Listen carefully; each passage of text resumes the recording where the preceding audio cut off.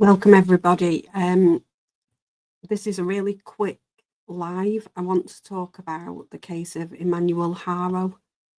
We will, of course, return to the case of Jack and Lily Sullivan very soon. I am working on some content in relation to that, but I want to talk about Emmanuel Haro today. If you have not heard of this case and you are new to it, Emmanuel Haro is this lovely, amazing little boy. He is 7 months old, and last week on the 11th of August, his mother made a report to the police that he had been abducted whilst she was trying to change his diaper in the back of her car outside the Big Five in Yucaipa. They live in Cabazon in California, which is very close to a large casino, somewhat northeast of Las Vegas. Very desert, arid conditions around where they live. And the story so far is this. So what she indicated to police is that she had been at a football practice or football game with her stepson, so her husband, Jake Haro's older son, and had needed to go and get him a new mouth guard, which raises some questions and red flags because usually you need to heat them up in hot water in order to use them. So why would you need to go and get one 20 minutes before the end of a game? I'm not really clear. But she indicates that she left with her son, Emmanuel, went to the Big Five, realised as they pulled up that he had soiled his diaper, and so wanted to change that. And she laid him on the back seat in order to get together the new nappy and the like. And unfortunately, at that point, she hears Ola, is hit on the back of the head, sees white, falls to the floor, and then when she comes around, Emmanuel is gone. The story itself is questionable. There are rumours and speculation that this couple went into the Big Five the week before and told staff that they... Good morning, Angelina. She told staff that the car had been broken into in order to establish whether or not they had CCTV in the parking lot. Now, it turns out they don't have CCTV pointing at the bit where her car was parked on the day of the supposed abduction. However, there are premises around that do have CCTV that points in that direction. The police have indicated that they have CCTV footage that contradicts entirely her version of events about what happened. The family, the mother and father, have now lawyered up, and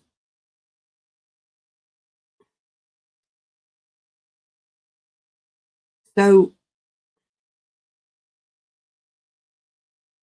that's where things stand. There are rumours that the police have found blood in the property. That's a rumour. There is a rumour that police have taken cadaver dogs in and that the cadaver dog hit in the property. Yesterday, the police were seen emptying and searching through a dumpster on their road or close to the end of their road after a tip from a neighbour that the mother, Rebecca Haro, had been suspiciously discarding items in there. The police are rumoured to have found clothes in a baby size that would be around about the right size for Emmanuel, and they've seized those items. Whilst they were doing that search, and so there were a number of creators and news channels trying to see what the police were doing, 2 people were captured on camera by a couple of the creators setting fire to a house across the road from Jake and Rebecca's. Now, I don't believe in coincidences in this world, so why is a fire being set to a house across the road from suspected foul play in relation to the disappearance of a child in the same week? My answer to that is I would certainly be looking at why they were starting a fire. Were they put up to the task, and did they in fact get the right house? However, that is purely speculation on my part, but as a police investigator, I'd be looking at that. What concerns me more about this case is what has happened to Emmanuel. Obviously, that's the number one question. But more importantly, I think, why in Lord's name was this man, Jake Haro, allowed to have custody and care of any child ever again? Because in his past, he has some criminal track record, but that includes an offence that occurred in 2018, and we'll look at it in a little bit more detail in a moment, the cruelty to children, which was his 10-week-old daughter. We'll have a look at what happened to her in a moment. But first, before I found out about the details of what happened to her and saw pictures of how she now is, I was already concerned, as somebody who's dealt with a lot of child protection cases within my career, when I saw these photographs of Emmanuel, and they say that there's nothing wrong with him at all, he's just got a lazy eye. My immediate thought process when I saw these photographs, so these are two when he's much younger, but the others are more recent photos. You look here, he's not properly holding his head up. It's balanced against his shoulder, not holding his head up. Doesn't appear to be particularly controlling his arms. He's not holding his head. He has not just a lazy eye. If you zoom in, particularly on this picture, and I'm going to show you some more pictures shortly which demonstrate this in stark reality. You can see it on this one as well. There is some level of injury or defect in his eyes. It isn't just a lazy eye. In fact, they look quite cloudy. It's very difficult to see his pupil, if at all, and he almost, in many respects, looks blind. He may not be completely blind. I'm not suggesting that he is. I'm just talking about what I see in these pictures, having looked at many pictures, seen many children who have been the subject of physical abuse or some form of traumatic head injury. And that doesn't always have to come from abuse. But given that we know that he's got a background of this happening, and past behaviour is the best predictor of future behaviour, and the fact that this young man has now mysteriously gone missing,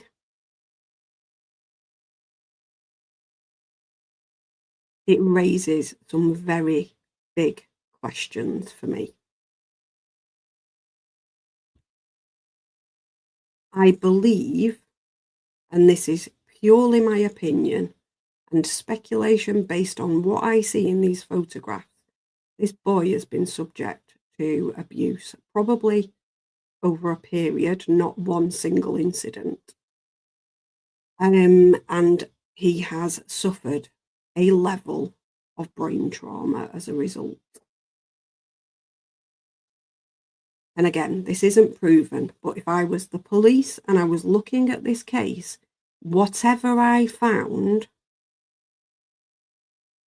in terms of evidence, or Emmanuel in whatever state he may be in when they find him, I would be looking at evidence going back a further period to establish what has been happening in his home life.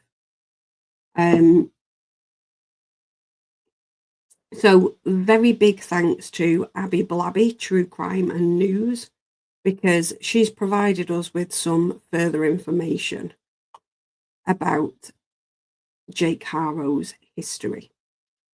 On the 18th of October of 2018, Jake Haro and Vanessa Avina, his ex-wife, 10-week-old daughter, was admitted to her Hemet Valley Hospital after being severely beaten, and she barely survived. So this is not a little bit of harm that was caused, and you'll see what I mean when we move further down this article. So the little girl was called Carolina Rose at that time. She's now called Promise Faith and has been adopted by Avina's cousin and her husband. Promise Faith turned 7 on the 31st of July. So she did survive, but she breathes with a tracheostomy tube. She needs frequent suctioning of that so she doesn't suffocate on her own mucus. She's blind, cannot walk, cannot talk, and she only has 3% of her brain function left and is 100% dependent on her carers. They also took in Jake's older son, Jake Mitchell Haro II, who's now named Carlos. He was 8 years old at the time, and he was born with fetal alcohol syndrome. So these parents are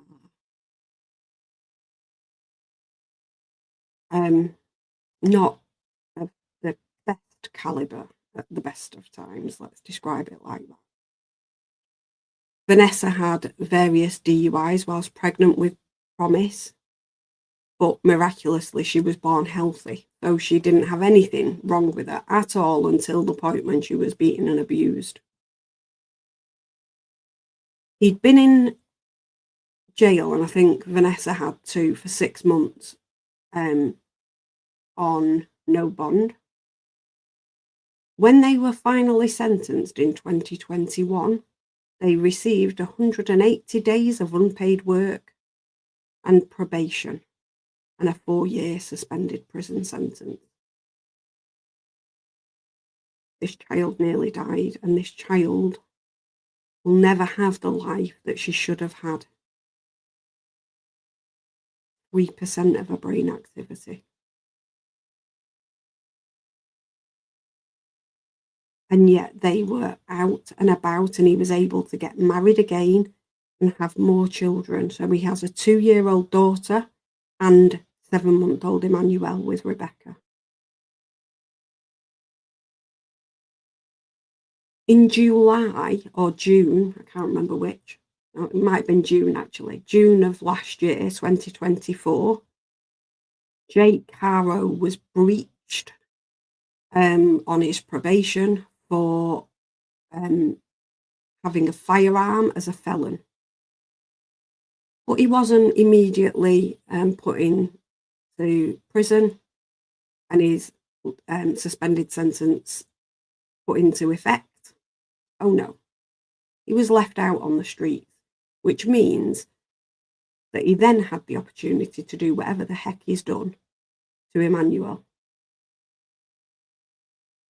The system, whilst we have a good justice system both in the UK and in America, it is flawed when things like this happen.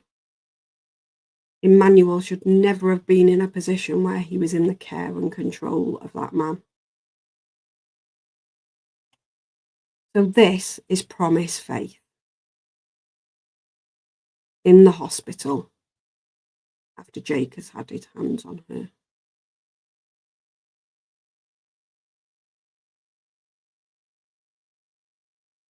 See something familiar with her eyes here? I think this is the only one where her eyes are open.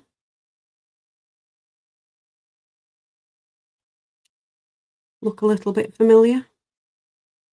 Maybe this picture.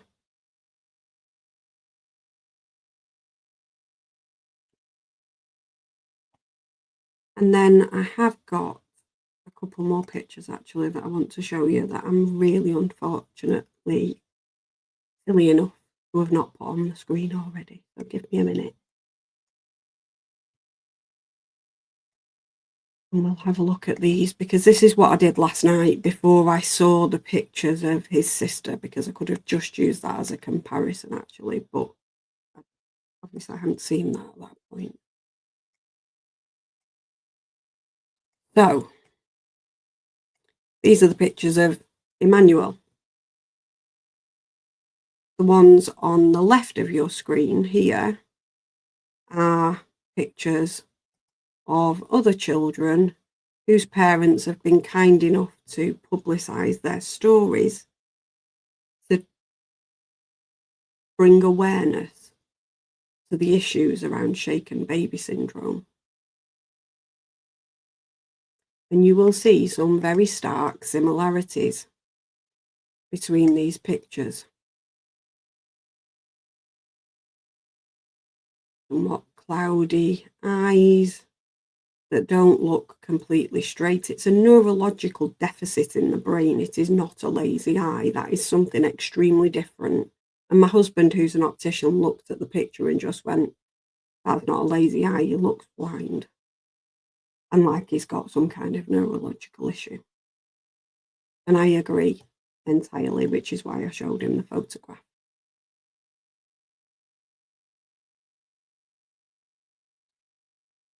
So, Jake, Rebecca, what happened to your son and where is he currently? And why is there a coincidental fire across the road from your house in the days after the initial searches have been carried out by the police?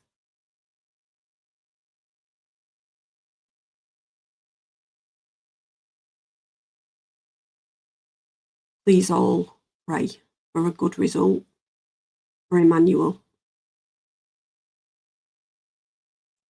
Pray that he's found and that he is alive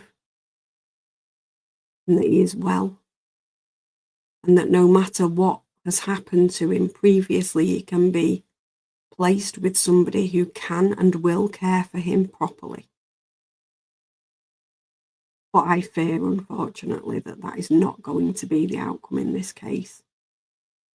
I want everybody in this world to live with hope in their hearts. But I am also very cognizant of the fact that everything in this case points towards some level of foul play having occurred, and that baby Emmanuel is not with us any longer. What I will say is there was a funeral of a family member of the parents. Hi, Raven Sunstar. Lovely to see you in the chat. We're just talking about the case of Emmanuel Haro and looking at what the possible outcome is in terms of finding him and what may have happened. So there was a family funeral on either the 3rd or the 5th of August. There are arguments online, it would appear, that it was on the 3rd and some say it was on the 5th. But regardless, much, much earlier than the reported abduction. They attended the funeral with their 2-year-old daughter, but no sign of Emmanuel. And nobody was kind of told where he was. And in fact, there is a video clip, although I don't have it pulled up, where somebody comes up to Rebecca and says, "Where's the baby?" Now, this is at the beginning of August. So I'm really concerned, actually, that something happened to him quite significantly earlier than the 11th of August. If we scroll back up, actually, to the photographs of Mum, let me just zoom in a little. Oh no, that was a bit far. I want everybody to have a little look at her face, because she says that she was hit on the back of the head, but then is sporting a black eye. Now, first of all, you wouldn't get a black eye from being hit on the back of the head unless you were hit very, very hard. And you were unlikely to regain consciousness in a matter of minutes. But if we look at this bruise, it's not due. It isn't red. It isn't swollen. It's at the point where it's probably a week old. And that's just me kind of guesstimating based on I bruise very easily. I have a lot of them. I know how quickly they heal and what the colours are across the range of the rainbow that they produce. But also I've seen a lot of cases where children have got bruises of different ages, and we have to demonstrate to the court that these injuries have not occurred at the same time, okay? And we demonstrate that by virtue of the way that they appear.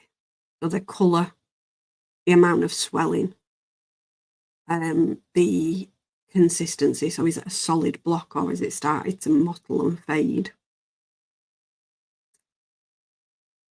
This looks like it's about a week old to me.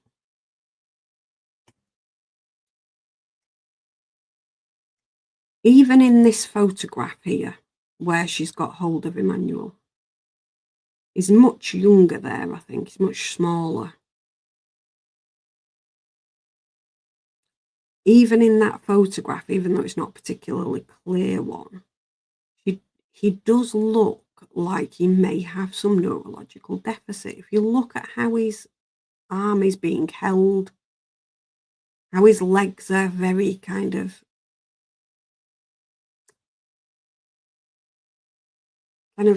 tensed straight, almost like a child who's got cerebral palsy would look. I'm not saying that he's got cerebral palsy, I'm just saying that it's that kind of neurological impact on the limbs. And that, it's hard to tell on that photograph, but it wouldn't surprise me if we learned that he was already suffering within the household at that point. On this photograph, he looks pretty okay, like any normal baby. He's moving his arms, he's waving them about, he's clearly waving his knee up in the air. Something happened after that point. What was it that happened?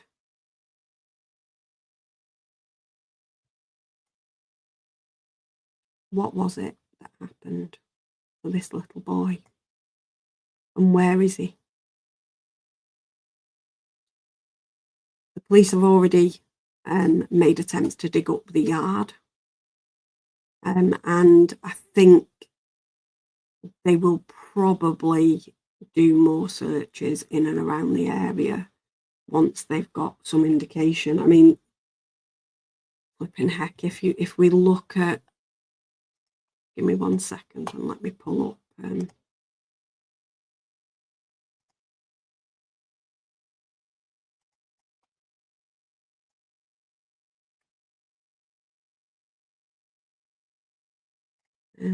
what's it called?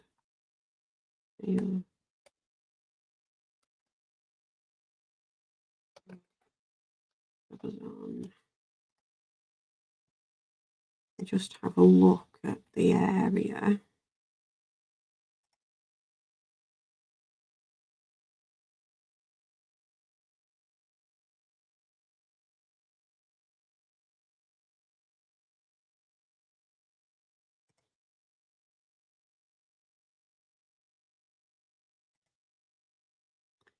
on satellite view. So let me stop sharing that screen.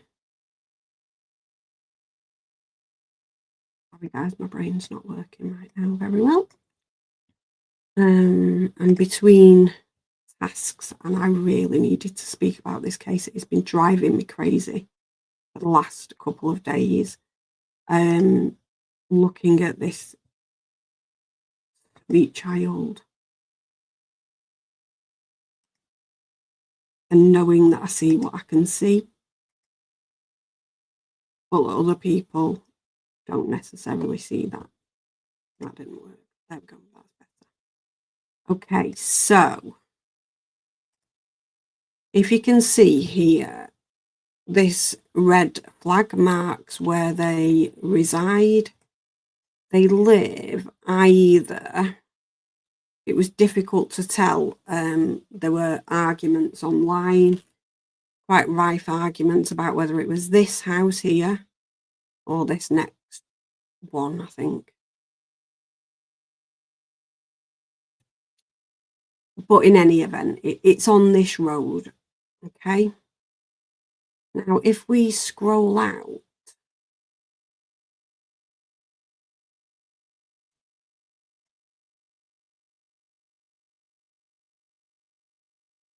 just a little bit of space in which to hide, you know, evidence of any kind, including potentially the remains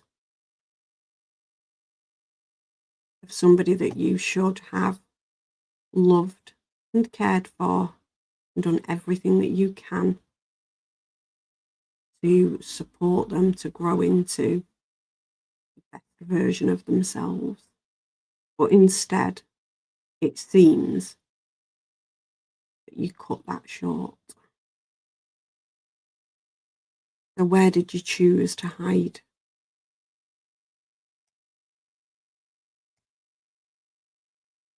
There's a lot of space there. I mean, it would literally be like looking for a needle in a haystack, frankly. So, and there's the Morongo Casino here.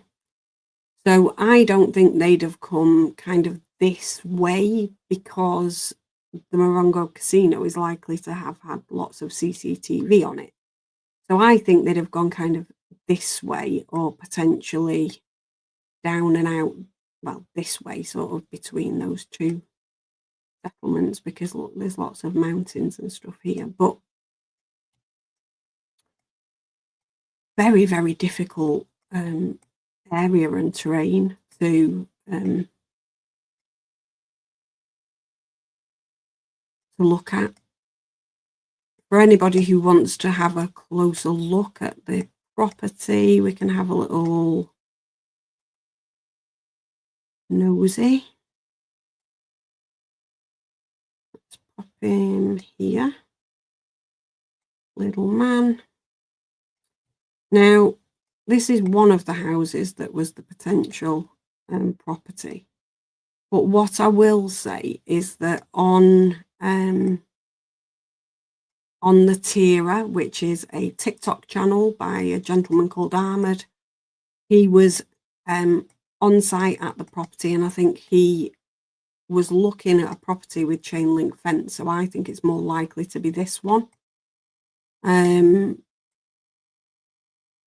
But, you know, I mean, right across from the house, there's all of this ground. I don't think they'd have done it there because there'd be ring cameras and things. But that's the terrain that we're talking about. And it's a beautiful view of the mountains from where they are. I don't know where the dumpster was exactly. I've not worked that out yet from the lives that I've seen. It's a bit chaotic. There were lots of creators kind of streaming live right away while the fires were ongoing, and had kind of abandoned the dumpster search at that point. So I will have a look later and see if I can work that out. But please keep Emmanuel in your thoughts, guys. And if anybody does see this and they know anything, please make sure that you let the San Bernardino Police Department know what you know and how you know it, so that they can quickly bring this investigation to a conclusion. This gentleman needs to never, ever be allowed to have custody and control of a child ever again. And in my view, ought not to be walking the streets. But that's something for the justice system to work out once they get to that point. And for now, what we need is for the police to step up their investigation and get these guys dealt with as quickly as they can. Thanks very much for watching. Just remains for me to say, please can you hit the like and subscribe button, share if you can, and look after yourselves, look after each other, and I'll see you next time. Bye everyone.